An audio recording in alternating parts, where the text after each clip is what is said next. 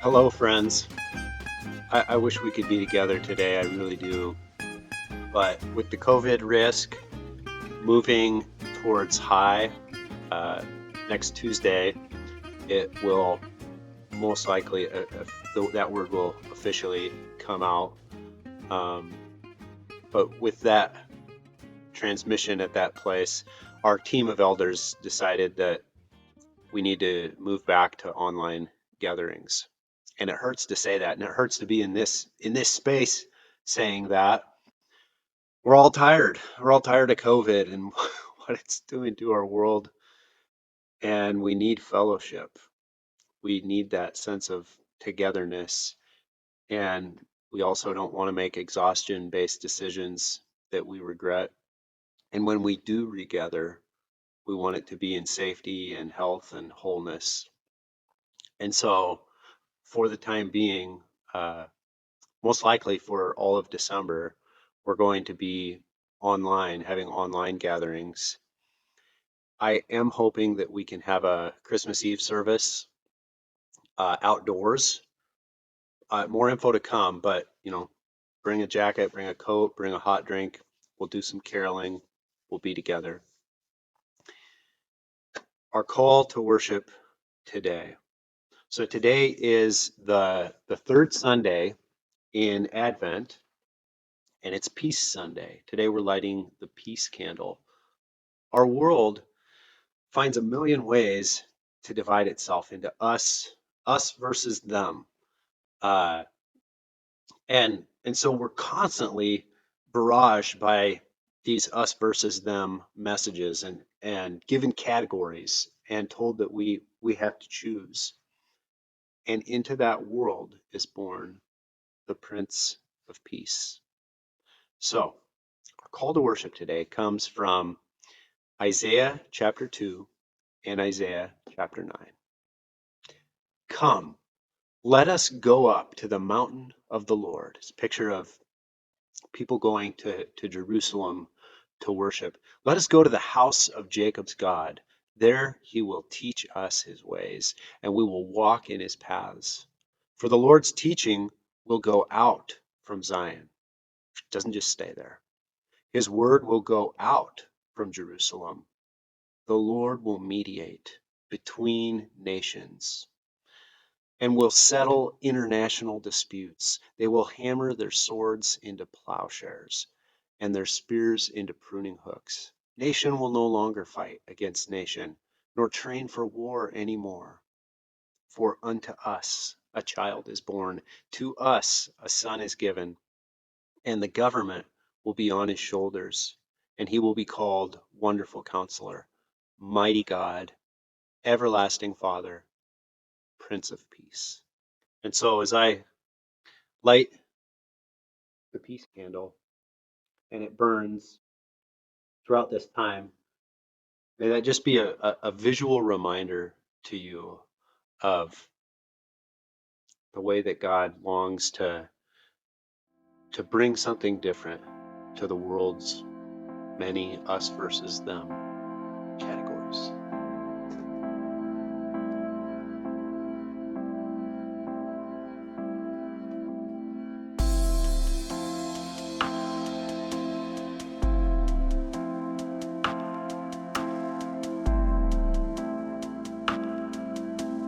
If you weren't with us last week, we began our Advent series, Dirty Roots. And we begin by looking at one of the grandmas claimed in the genealogy of Jesus in the Gospel of Matthew. Now, in the ancient world, your genealogy, it really determined your social standing, your reputation, your identity, your meaning, your significance in your community to the people around you. Because people didn't just read your resume. They didn't evaluate you based on your merits. They used your genealogy to determine who you were, what could be expected of you. And it was all based on your forefathers. And forefathers, I should emphasize, because genealogies were really for men only. Women were left out of genealogies altogether. If you found a woman in a genealogy, it was strange. It was rare. You wouldn't find a mother in a genealogy, unless that woman added something significant to the dignity and the honor, the status of the family name. Now, the genealogy of Jesus, on the other hand, it runs in a different direction. It claims 4 women, 4 grandmas, 4 matriarchs of Jesus. And we looked at one of Jesus' grandmas last week, Tamar, racially different, a foreigner, an outsider, twice widowed, a prostitute, a scandal, practicing sexual irregularity, like her kid's dad was her own father-in-law who she prostituted herself to, the opposite of moral purity. And yet Tamar was declared to be just and righteous. This woman who used the way that her world objectified her to claim her personhood among the people of God. So that's grandma number 1 for Jesus, Tamar. And if you missed that introduction, I'd encourage you to go back and watch that one on our website. Today, we're looking at another grandma of Jesus, another matriarch claimed in the genealogy of Jesus. Her name is Rahab.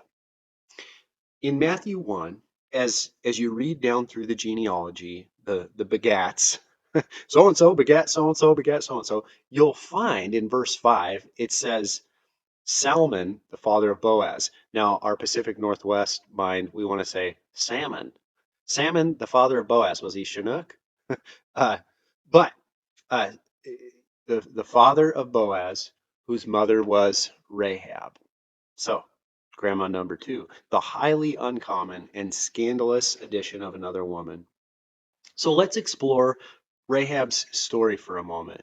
If you want to follow along, you can open your Bible to Joshua chapter 2, but I would really encourage you to turn on your imagination and see this story unfolding in your mind.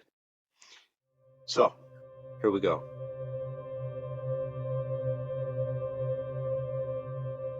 Our story begins in Egypt. In the midst of this empire of oppression and exploitation, the power, all of the wealth of the entire empire was held by the top 2% of the population. The top 2. Now, a small 6%, they were somehow making it as merchants, but the remaining 92% of the population, so nearly everyone, found themselves in poverty and in slavery, in forced labor. They were crying out under a system that they couldn't fight. And that included the people of Israel. Until Yahweh, until Moses, until the Exodus.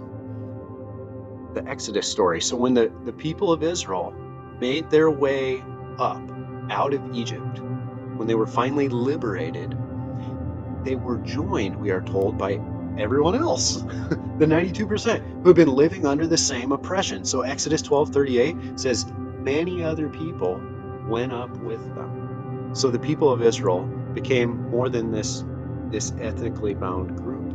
Now they had all these other folks who had been in the same situation with them. And as the waves of the Red Sea crashed over Pharaoh's army, over their oppressors, the people of Israel were celebrating. The Lord reigns forever and ever. And it was their celebration that God had brought this empire of oppression to its end. Pharaoh's not going to reign forever and ever. Now, the nations of the ancient Near East, like the Canaanites as one example, they heard these stories about how Yahweh had used the plagues in Egypt to break up this empire of oppression, the empire of Egypt. And they heard these stories about how Yahweh did these amazing things like influencing the weather and having power over disease and over the animal kingdom, bugs, over the sea. And they heard these stories of this God, these people claimed, people of Israel, that showed no partiality, didn't accept bribes, defended the fatherless, the widow, loved the foreigner, gave them food and clothing. They heard these stories of this people that had come up out of Egypt, as numerous as the stars in the sky. This group of people, they're out there, they're in the desert, people of many colors and backgrounds, ethnically diverse, and now they've made their way up out of Egypt, and every ruler of every empire in that area trembled at these stories. They were melting with fear because they knew those people out there in the desert, that desert isn't going to sustain them forever. They're probably scoping out our home. They're coming for us. And more importantly, they knew that their own empires were built on the same or similar systems of oppression that Egypt was built upon. So what if they were next? What if God broke up their empires as well? And the poor people in those lands, the peasants, they trembled as well because they're really stuck between a rock and a hard place. Like, how are they to know that they won't become a casualty of war if Israel tries to take their land? The practice of, it's called harem, destroy everything. It was a known warfare practice that many tribes used, which is like leave nothing left, nothing breathing, destroy everything. And the alternative, even if they didn't do that, the alternative wasn't much better. To be taken as some kind of war booty, turned into a slave. And so the tension was in the air. Now, in the great city of Jericho, the prostitute, Rahab, was surprised one day to find two men at her doorstep. Now, one man at her doorstep was no surprise, but two. Right away she recognized there's something off about these guys. They didn't act like men who had one thing on their mind. They had another focus going on, and her mind was spinning. What's going on? Spies from Israel. Rahab's brain went into high gear. She was one of these people caught between a rock and a hard place, between an us versus them, trying to preserve what was most precious to her. She could not see a future where the city of Jericho was able to hold off the people of Israel forever. She just didn't think that was going to happen. The people of Israel were too powerful. They were too numerous. Their God was too strong. Her entire city was melting with fear already. Everyone felt like their days were numbered.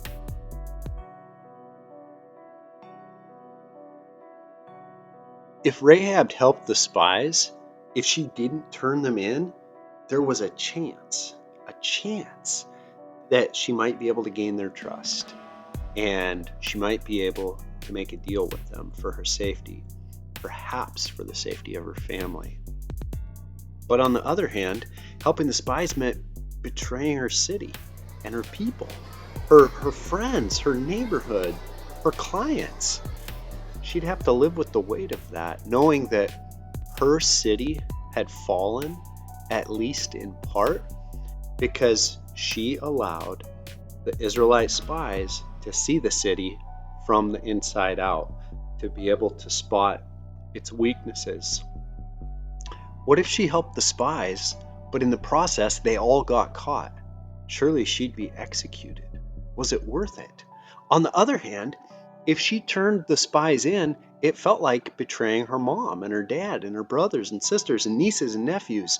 It was betraying them of the only chance they may have, this chance that had come her way to spare their life. So it was a gamble. It was a risk. If she didn't take it, it was like passing on the only opportunity that her family may have to survive. If she did turn the spies in, let's say she just somehow made contact with the king's men and said, they're here. Well, it wasn't like it was going to stop Israel from coming. Even if they caught these spies and killed them, Israel was still coming. And so no matter what way Rahab looked at it, it felt like a lose-lose scenario. No matter how she looked at it, she felt like she was betraying someone and she was going to lose something that was precious to her.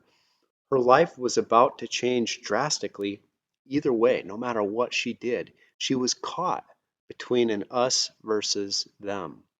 Now, Rahab was well versed in negotiations and wagers with men through her work as a prostitute, but this was next level processing, even for her. So, with all these thoughts racing through her mind while trying to carry on a conversation with these men, she heard voices outside and realized there's no time. Those are the king's men right outside. Rahab had to make a gut level decision, and she had to make it now. She turned to the two spies. Follow me right now. And quickly and quietly as possible, they made their way up the steps to the roof, two at a time. She could hear the king's men. She could hear the king's men just downstairs. Guys, lay down. She grabbed a bundle of flax that she had set out to dry and broke it apart and scattered it on top of them. There was no time for anything else. They were only partially hidden. She hoped that the king's men didn't come up the stairs. Quickly, she hurried downstairs. Her heart was racing. Her mind was spinning. She tried to compose herself as she went to the door. The king's men were in a hurry, and they were ready for combat.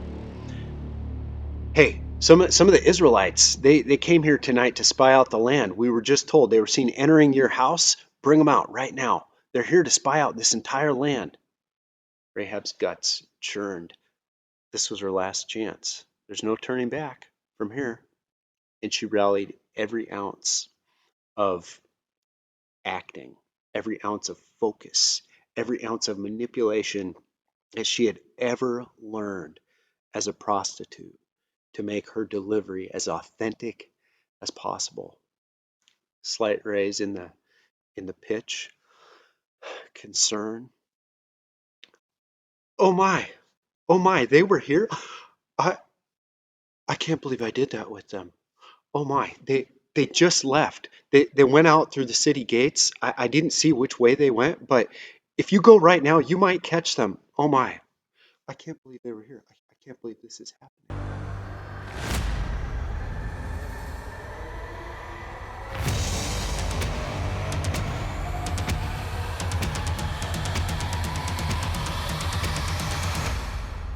And all those years of selling something to men somehow paid off.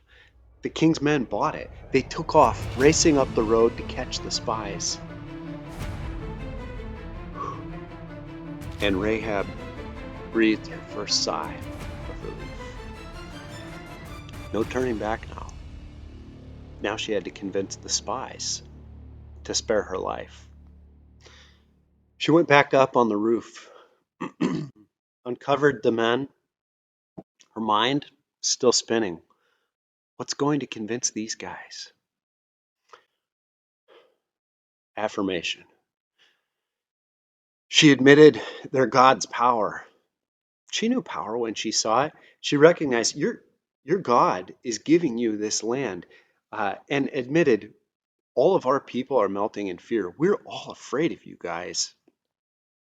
She didn't need to tell them that she didn't renounce her many gods or offer to dispose of her many Canaanite gods. She didn't offer any statement of allegiance to their God, but she made a specific plea for help.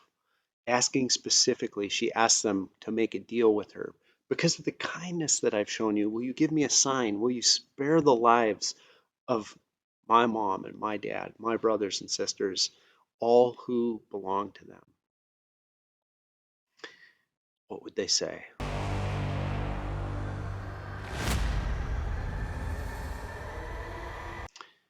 And they responded, our lives for your lives. You can't tell anyone, and we'll treat you kindly. And those words came as a welcome sigh of relief and a stab of betrayal of her city, of her friends, of her neighbors, her clients, all at the same time.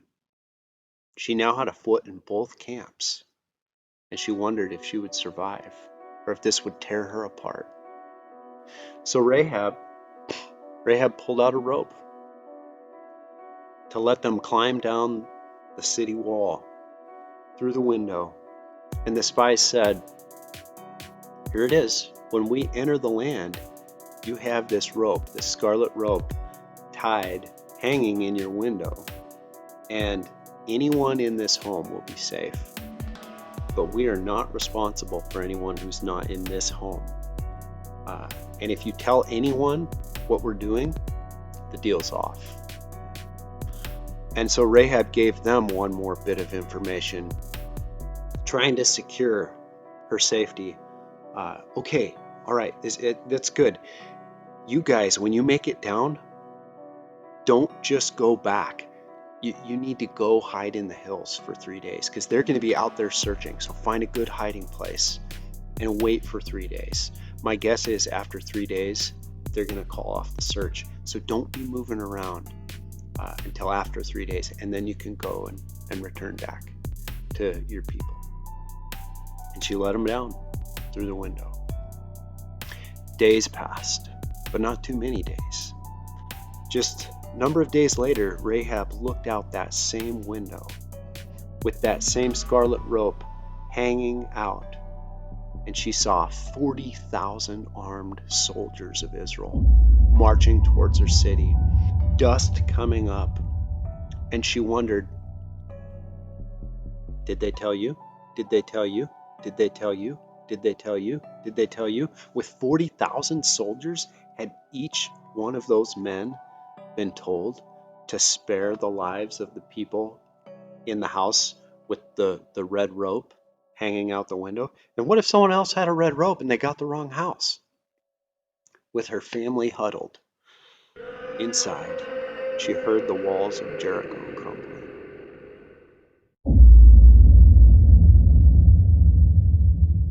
She heard the soldiers rushing into the city.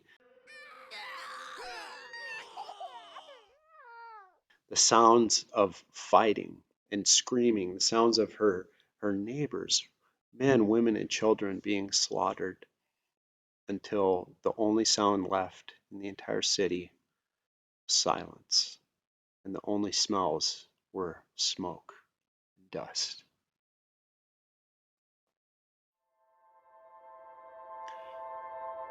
Rahab tried not to look.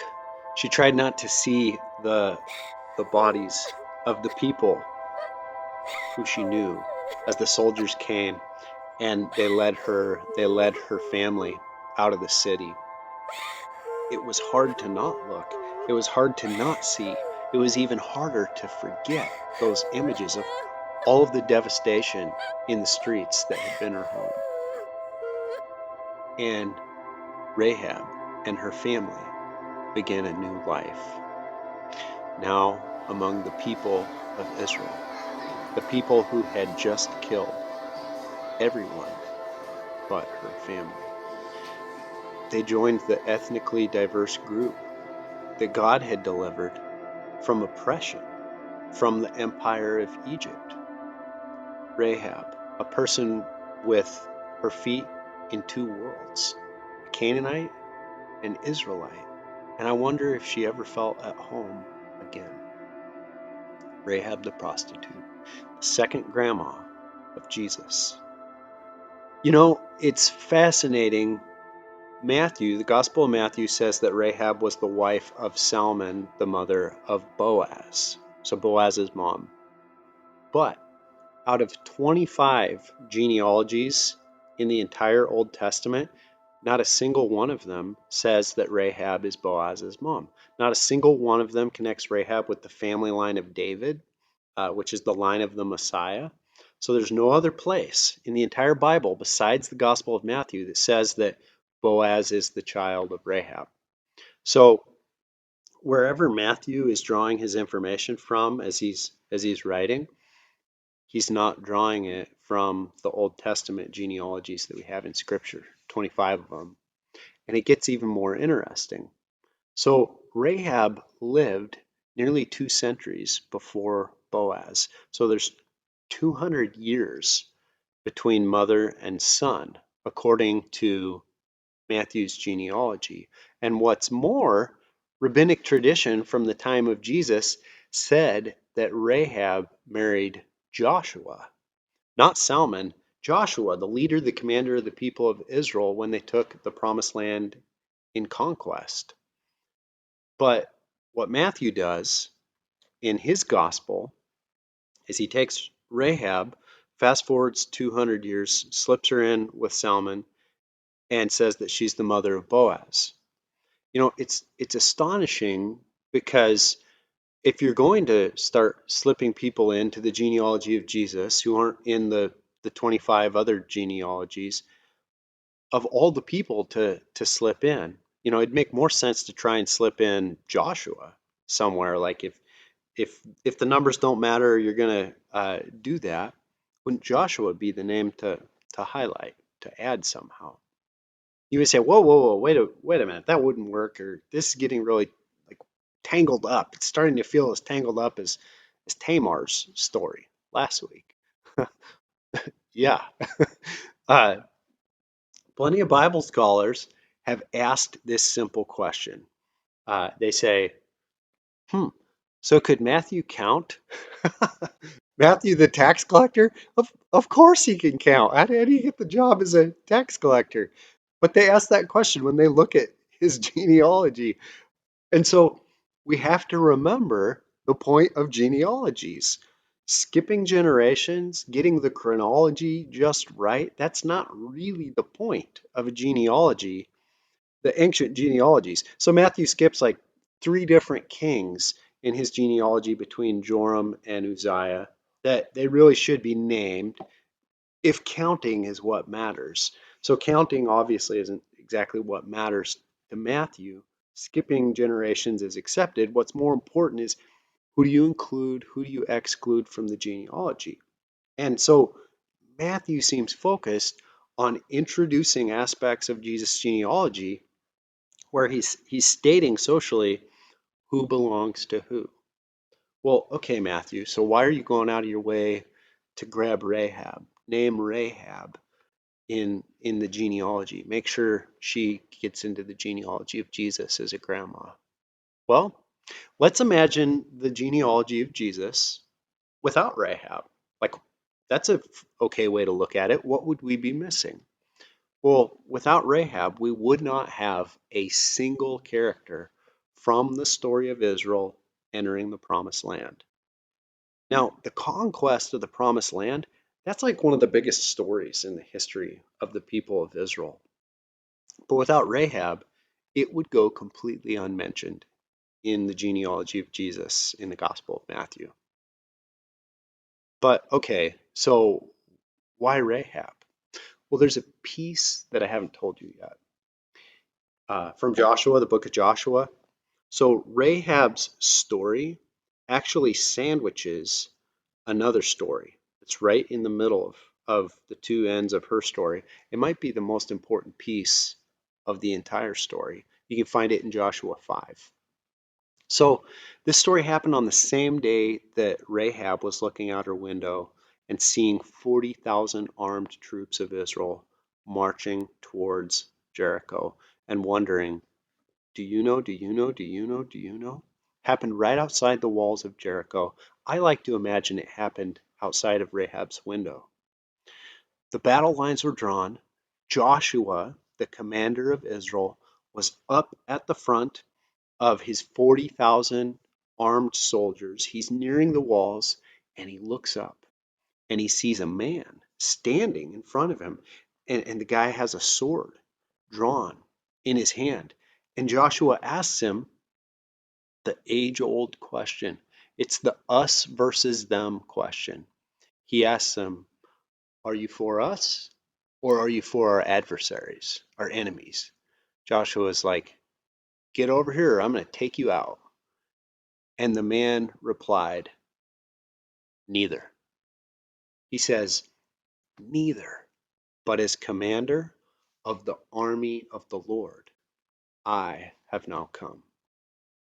So you've got Joshua, commander of Israel, 40,000 troops.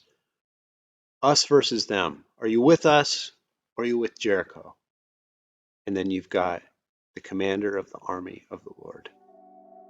Who are you with? Neither. And Joshua fell face down on the ground in reverence.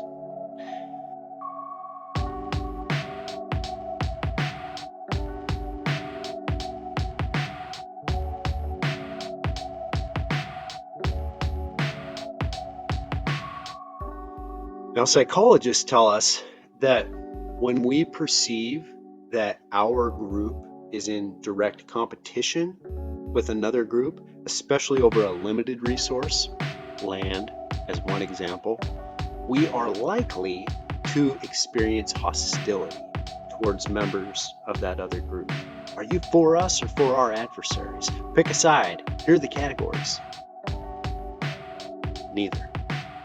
See, God had told Abraham that through his offspring, all of the nations of the earth would be blessed.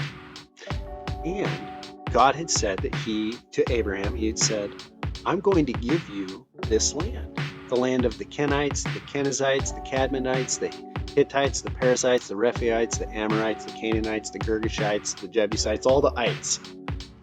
God wanted the people of Israel to have this land because it's this major artery of the ancient trade routes, this perfect location for the people of Israel to be a light to the world, to show the world a different way, to show them what it looks like when God reigns as king.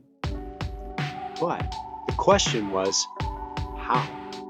How did God plan on giving his people that land? Remember how God broke up the empire of Egypt with bugs, locusts? Well, God had already told the people of Israel that he was going to do that again. He's going to send bugs ahead of them, hornets that will drive out the Hivites and the Canaanites, the Hittites. And he says, I'm not going to do it in a single year so that, all the people are displaced violently, but I'm going to do it over time, little by little, so the land doesn't become desolate.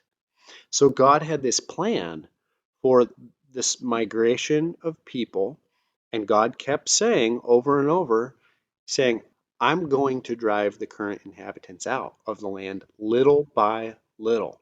God was going to break up those empires. And so while God's people were out there waiting in the desert, God kept reminding them of how to treat the foreigners who were residing among them. And it wasn't only about the many people who were foreigners who had come up with them out of Egypt, all those that 92%. There was an assumption that the same thing that happened in Egypt was going to happen again. As God broke up the empires, those who had been vulnerable and oppressed, in these other empires, Canaanites, Hittites, Jebusites, they were going to find a home in the people of Israel, a new way, a new God. Israel, a blessing to the nations. But the people of Israel, they're antsy. Like, they're antsy to have this land. And they saw the land as a limited resource. They're ready to go into hostility mode. Harem, destroy everyone. God says, enter the land. Do they hear destroy everyone? Us versus them? In what way were 40,000 armed soldiers of Israel marching towards Jericho, killing men, women, and children? In what way were they a blessing to the nations, a blessing to the people of Jericho? How many other prostitutes in Jericho, besides Rahab, there's other prostitutes there, how many, if given the same opportunity, would have made a similar decision to say, oh yeah, I'll help you if you'll save my family? How many would have done that? The entire city's melting in fear. How many other Canaanites would have liked to escape their empire of oppression and find Yahweh, the God who executes justice for orphans and widows and foreigners? But instead, they're slaughtered, put to death. Harem. Whose side are you on? Ours or our enemies, our adversaries? And the angel of the Lord says, neither. God doesn't operate by those categories. So Rahab stands as representative of every Canaanite man, woman, and child who God loved just as much as the Israelites. She stands as a representative of every person who finds themselves caught between a us versus them, caught in a lose-lose where allegiance to either side becomes a betrayal of some kind, and they're trying to straddle these two different worlds as the battle lines are drawn and they just feel like they're getting pulled apart, trying to survive. Don't know if they will. Hoping to serve as a bridge, but often feeling like their attempts to span the distance between the groups is just ripping them apart. Rahab.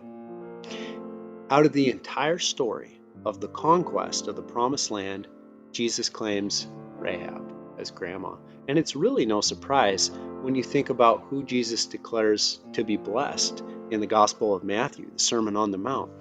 Blessed are the poor and the mourning and the meek, those who are pushed off their land, those who hunger and thirst for justice, righteousness, the merciful, they let others off the hook, the pure in heart, the peacemakers, those persecuted for justice, for righteousness.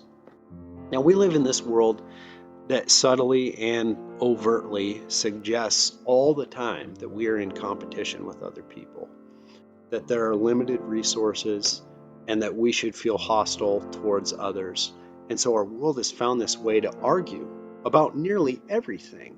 Polarization is so normal that we hardly even recognize it anymore as anything strange, or hardly recognize it at all. Us versus them. And sure, it's big stuff, political stuff, but it is all kinds of little things as well. It happens in families and in the workplace and in relationships. We're given these categories to choose from, and we're asked, are you for us? Are you with us? Or are you with them? Are you with our adversaries? Whose side are you on? And you realize that no matter who you side with, you're going to lose. You're going to lose something: loved ones, relationships, opportunities, resources. And so you're left trying to weigh the odds and trying to figure out what's most precious to you. And you ask, is there a way to span the distance here? Can I create a bridge between these two worlds that have drawn battle lines? And sometimes you emerge like Rahab, possibly alive, but wounded, scarred, traumatized, caught between an us versus them, a lose-lose, and choosing either way feels like a betrayal. And what you wanted to say was what the angel of the Lord said. You wanted to say, no, neither. I reject the categories. The God who is for the orphan and the widow and the foreigner and the slave and Israel and humanity, the Jesus who claims Rahab as grandma, is the Jesus who claims you. And he understands the perplexing us versus them dilemmas that you are facing with all of the hostility.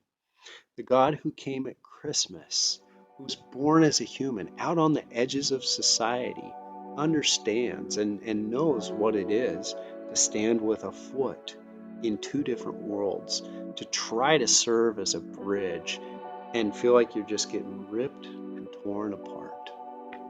The Jesus whose grandma is Rahab understands. Dirty roots.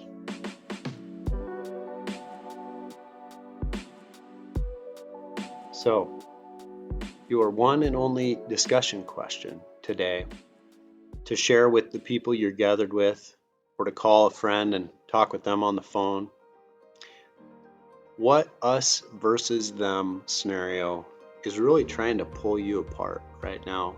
And how does it help to know that the God who came at Christmas understands your attempts to serve as a bridge?